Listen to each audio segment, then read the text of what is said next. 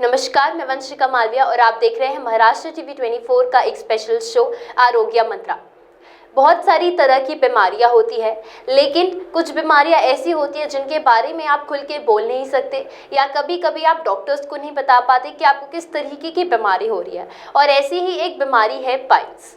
लोग पाइल्स सुन के ही बहुत ज़्यादा घबरा जाते हैं और आज के इस एपिसोड में हम आपको फुल गाइड करेंगे पाइल्स से रिलेटेड, पाइल्स के विषय के बारे में कि क्या होता है, कैसे होता है, क्यों होता है और कई सारी चीज़ें आज हम जानेंगे। जिसके लिए आज हमारे साथ बने हैं Arogya clinic and piles relief centre के laser surgeon doctor Suryakant Dwivedi. Hello sir. मेरा नाम डॉक्टर सूर्यकांत द्विवेदी है। मेरा सर्जरी जनरल सर्जरी आयुर्वेदिक में हुआ है और इसके बाद में मेरा फेलोशिप हुआ है लेजर में और अभी मैं करंटली पीएचडी भी कर रहा हूँ पाइल्स में।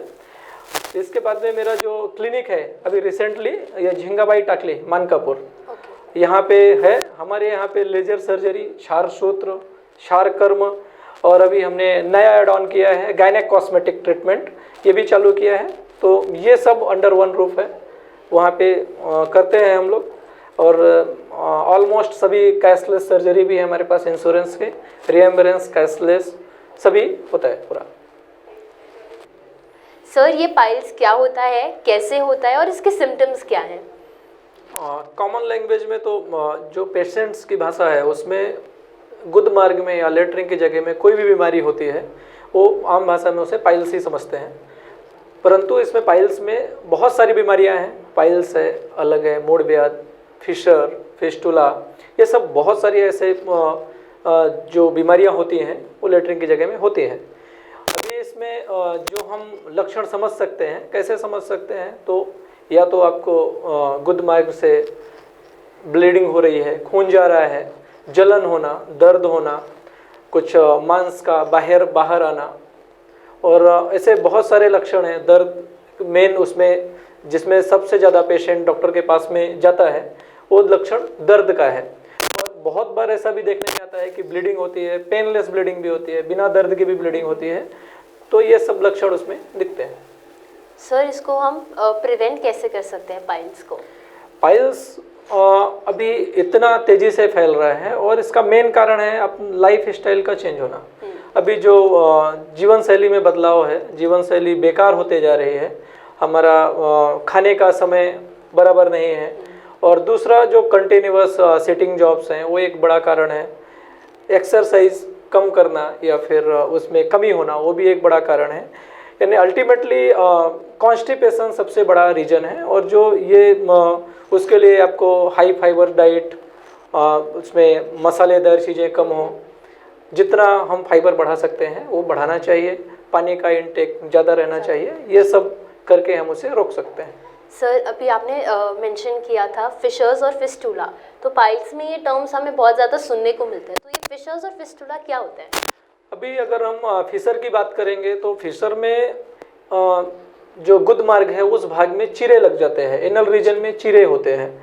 अब ये चीरे एक्यूट कंडीशन में है, आप उस समय डॉक्टर के पास में जाते हैं, दवाइयाँ लेते हैं, तो ये बिना ऑपरेशन के दवाइयों से आराम से ठीक होने वाली बीमारी है। परंतु सर्ववश बोलिए या फिर किसी दूसरे कारण से पेशेंट तुरंत तो डॉक्टर के पास में आता नहीं है, कुछ दवाइयाँ लिया और वो अगर क्रॉनिक कंडीशन हो गई उसके, वहाँ पे कोम आ गया, जख्म कड़क हो गया, ऐसी कंडीशन में फिर हमें ऑपरेशन के तरफ जाना पड़ता है। तो फिर ये फिशर में आपको जो मेन लक्षण मिलेगा वो एक तो दर्द रहेगा, ब्लीडिंग रहेगा और इसमें आपको ब्लीडिंग जो होगी जनरली स्टूल पास होने के बाद में होगी। अच्छा। तो ये एक उसमें पेशेंट कैसे समझ सकता है, तो स्टूल में ब्लड लग के आएगा, स्ट्रिप्स लाइक मैनर में आएगा और आफ्टर स्टूल ब्लीडिंग मिलेगी।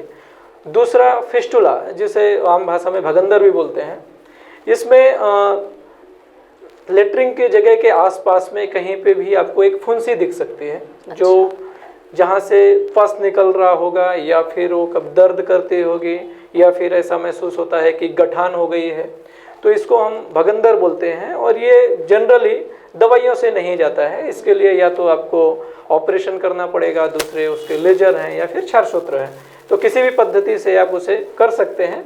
जनरली ये मेडिसिन से ठीक नहीं होता है।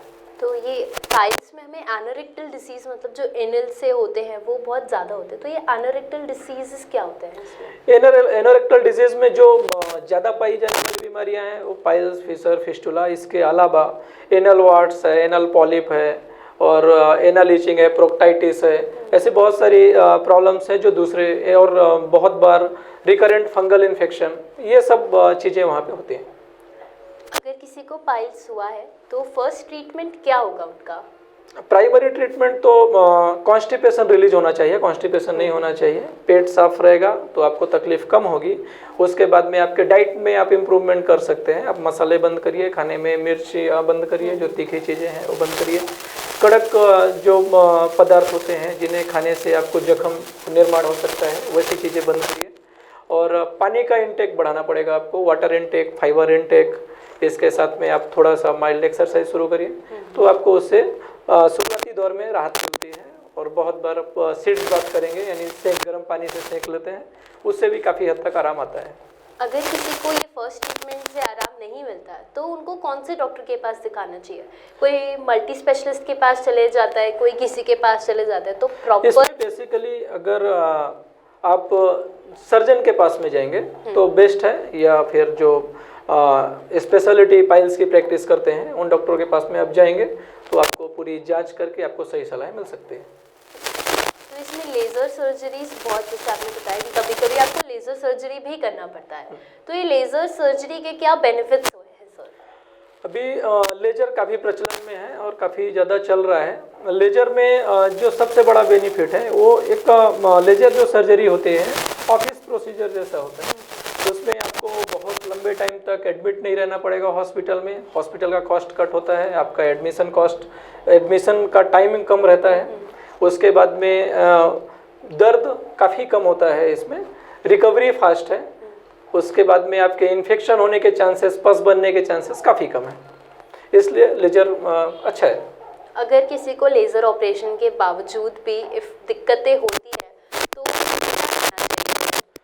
लेजर सर्जरी के बाद में जनरली तकलीफ तो बहुत कम होती है, फिर भी इसके बाद में कोई भी पद्धति से अगर हम एनोरेक्टल सर्जरी करते हैं, इसके पोस्ट ऑफ ऑपरेशन के बाद जो आपको प्रिकॉशंस लेने हैं वो इम्पॉर्टेंट है। मतलब आपका पोस्ट ऑफ भी कॉन्स्टिपेशन नहीं होना चाहिए, आपका डाइट बैलेंस रहना चाहिए। डाइट ऐसी हो जो आपको पेट साफ कर सके अच्छे से।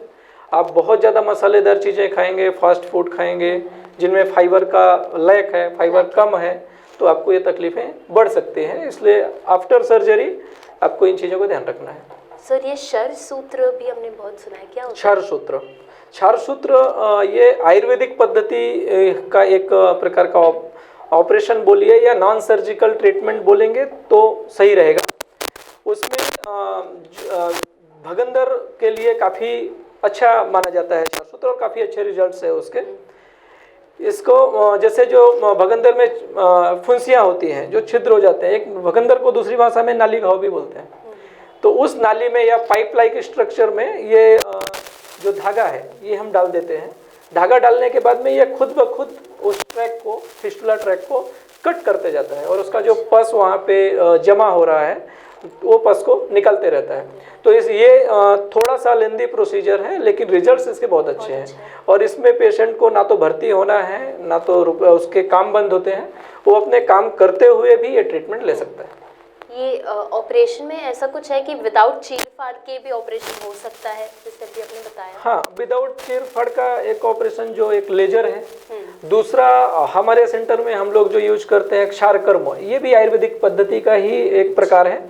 जैसे जिन दवाइयों से क्षार सूत्र बनाते हैं उसी का हम पाइल्स के ऊपर उपयोग करके उस दवाइयों के माध्यम से भी पाइल्स कम कर सकते हैं बिना ऑपरेशन के। तो ये इसका भी काफ़ी अच्छा रिजल्ट है और ये भी ऑफिस प्रोसीजर है, यानी विद इन 2 to 3 आवर्स आपको डिस्चार्ज कर सकते हैं। अभी पाइल्स, जैसे आपने बताया कि पाइल्स में आपको आपकी लाइफस्टाइल का सबसे ज़्यादा ध्यान रखना पड़ता है। आपकी लाइफस्टाइल बहुत अच्छी होनी चाहिए, तो आप अपने पेट को हेल्दी कैसे रखें, अपने आप को स्वस्थ कैसे रखें इसके दौरान? पेट को स्वस्थ रखने के लिए आपको खाना अच्छा करना पड़ेगा आपका। अभी खाना अच्छा मतलब आप जो सात्विक आहार जिसको बोलते हैं, आप सब्जियों की मात्रा अपने खाने में बढ़ा दीजिए, हरी सब्जियां, फाइबर जिन चीज़ों में है वो चीज़ें आप बढ़ाइए। फाइबर इंटेक का भी फाइबर आपको हरी सब्जियों में मिलेगा, फल में मिलेगा। और कुछ अगर ऐसी मजबूरी है कि हम वो चीज़ें नहीं कर पा रहे हैं तो रेडीमेड फाइबर्स आते हैं, ये सब गोल है। इस तरह के फाइबर जो है वो आप ले सकते हैं, रेगुलर रूटीन में भी आप उन चीज़ों को ले सकते हैं। और जितना दूसरा छाछ एक अच्छा प्रीबायोटिक का काम करता है, आप उसे रेगुलर यूज कर सकते हैं, इससे भी आपका पेट अच्छा रहेगा। पाइल्स के बाद या पाइल्स के दौरान ऐसे कौन से खाना है जो आपको नहीं खाना चाहिए?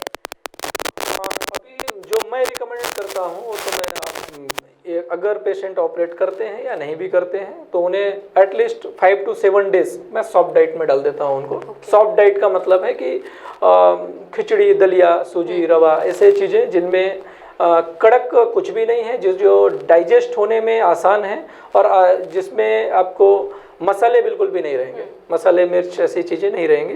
तो एक तो वो उनका पचन आसानी से होता है और दूसरा कॉन्स्टिपेशन होता नहीं है और तीसरा जो स्टूल में है ऐसे कोई भी कंटेंट नहीं रहते जो आपको बर्निंग करें या फिर आपको तकलीफ। इसमें बहुत सारे लोगों के मिथ्स भी रहते हैं कि अगर आपको एक बार पाइल्स हो गए तो बचना मुश्किल है, आप नहीं बच सकते, या बैगन वगैरह खाने से बहुत ज़्यादा पाइल्स बढ़ता है। सच है सर?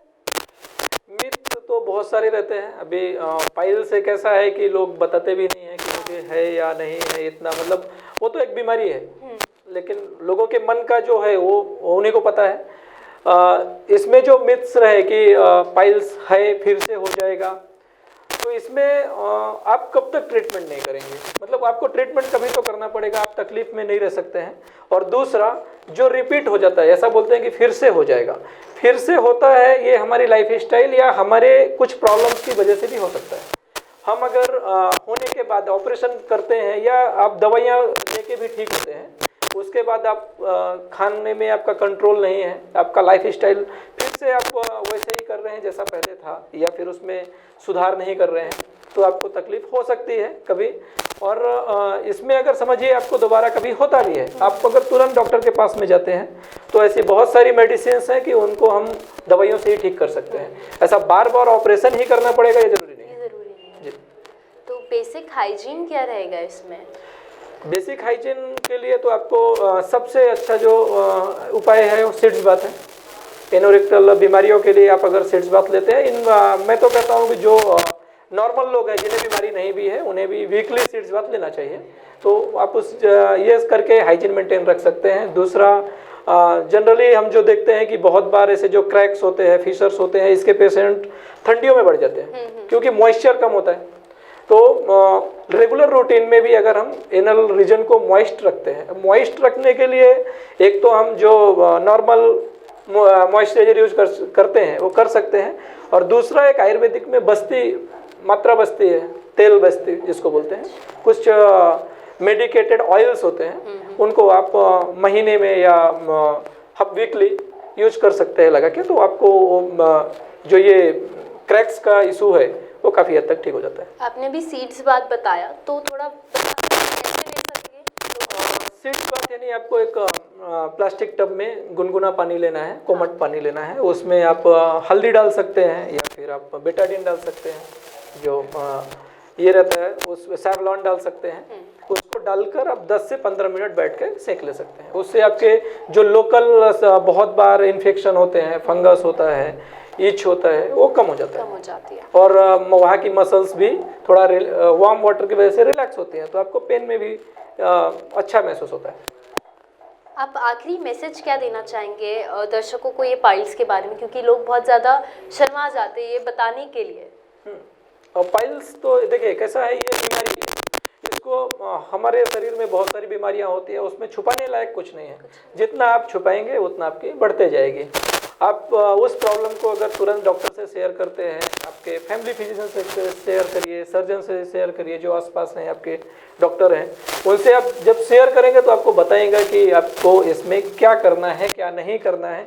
बहुत बार ऐसा होता है कि जो पेशेंट्स को ऑपरेशन की ज़रूरत नहीं है वो भी अगर महीने 2 महीने या अगर रुक जाते हैं तो वही कंडीशन क्रोनिक हो जाती है। अगर वो एक्यूट कंडीशन में आ गए या तुरंत डॉक्टर के पास में आते हैं तो ऐसी बहुत सारी दवाइयाँ हैं कि जिनसे दवाइयों से ठीक कर सकते हैं। इनफैक्ट ऐसा बहुत बार होता है कि सिर्फ आपके डाइट प्लान चेंज करने से भी ये बीमारी कम हो जाती है, लेकिन आपके ये सभी जो उपाय हैं ये आपके शुरुआती दौर के हैं।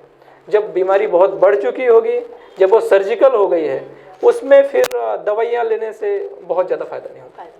तो आपने देखा आज सर ने कितने अच्छे से आप लोगों को पाइल्स के ऊपर पूरा गाइड किया, जिसमें सर ने आपको आपके बेसिक हाइजीन को कैसे मेंटेन रखना है बताया।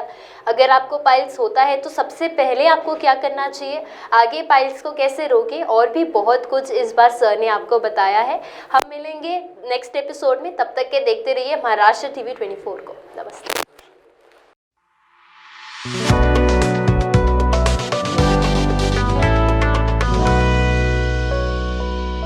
स्वस्थ शरीर ही मनुष्य की सबसे बड़ी पूंजी होती है और इसे भागदौड़ भरी जिंदगी में हर कोई चाहता है एक बेहतर स्वास्थ्य। कहते हैं धन गया तो कुछ नहीं गया, स्वास्थ्य गया तो सब कुछ गया। और महाराष्ट्र टीवी 24 आप लोगों के स्वास्थ्य को लेकर करेगा जागरूक। हम कराएंगे नागपुर के बेहतरीन डॉक्टरों से रूबरू, ताकि आपको मिले आपकी स्वास्थ्य से जुड़ी समस्या का समाधान। तो देखिए हमारा स्पेशल शो आरोग्य मंत्रा हर गुरुवार और हर रविवार को।